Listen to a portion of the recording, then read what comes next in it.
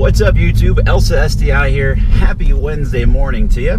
Just on my way to work. I wanted to make a little vlog for you to talk a little bit about Brandon's car that we saw on the last video.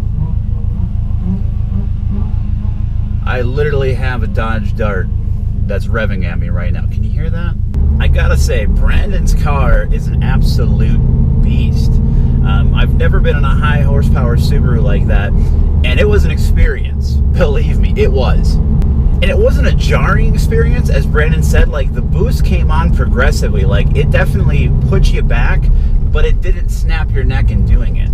And he's right. You can literally sit at a stoplight, look at the car, have no idea what's going on with it until he presses the gas and just leaves you in the dust.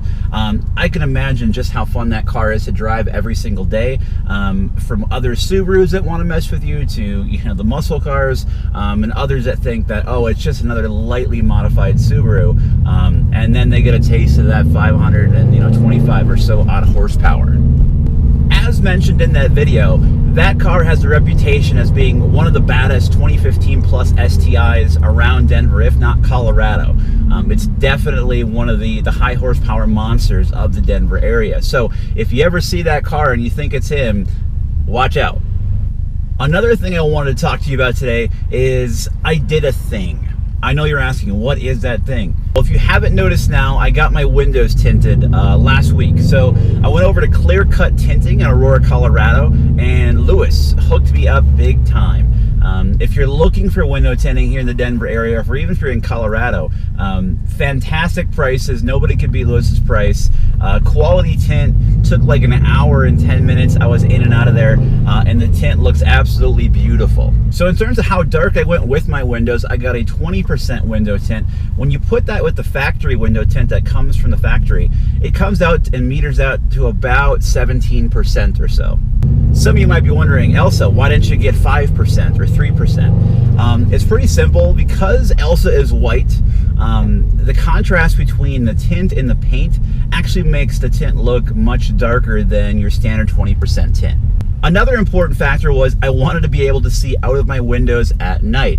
Those of you that have had 5% or 3% tints know when it gets dark, especially when I'm up in the mountains here in Colorado, there's absolutely no light out there. And when you look out your window, it's like looking, from the outside in to a limo. You can't see a thing. And frankly, that's just purely dangerous in my opinion. So I want to be able to see out my side windows. I want to be able to see out when I'm backing up, even with the backup camera. So again, 20% looks perfect. It's not too dark, it's not too light. It contrasts the white paint beautifully. So if people were to ask me, what do you think the best tint is if you have a crystal white pearl, I'm gonna say 20%.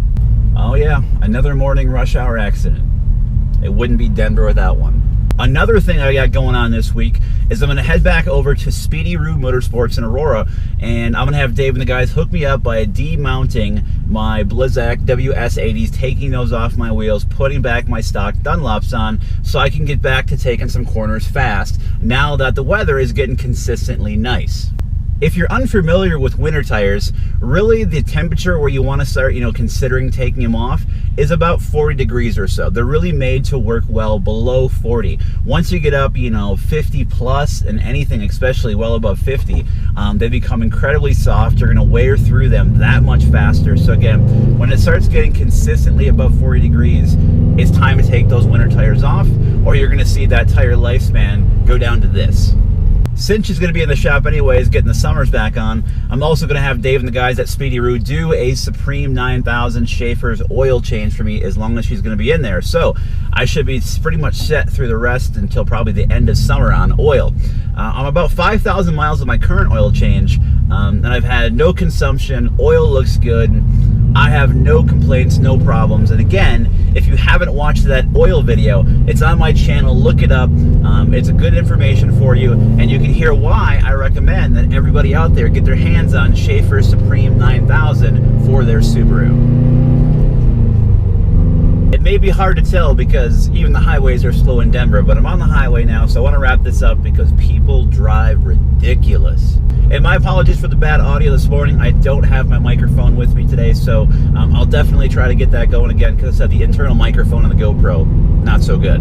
So again, if you did not watch my video on Brandon's 500 wheel horsepower STi Beast, go back, check that out. You do not want to miss missed that video. I'm gonna have some more stuff coming up.